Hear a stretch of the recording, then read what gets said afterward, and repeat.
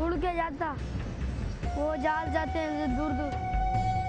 तो ये बच्चे या तो स्कूलों के खौफ की वजह से, मदरसों की वजह से, अपने असातिज़ा की खौफ की वजह से, या अपने माँ बाप के एग्रेसिव बिहेवियर की वजह से भागते हैं। ज़्यादातर बाप इसके लिए ज़्यादा रिस्पॉन्सिबल होते हैं।